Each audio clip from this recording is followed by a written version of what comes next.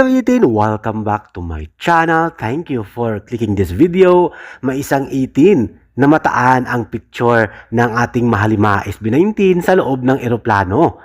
Yes, heto nga at pinost niya sa loob ng eroplano ng Emirates. Pag upo mo sa airplane seats ay makikita mo ang larawan ng ating mahalima SB19 sa Emirates airplane. Maunahan kaya ng PAL ang Emirates sa pagkuha bilang endorser at model ng SB19. First time ito mangyari na magkaroon ng endorsement ang ating mahalima, if ever, ng ibang lahing kumpanya ang Emirates, hindi ang Philippine Airline na Filipino company.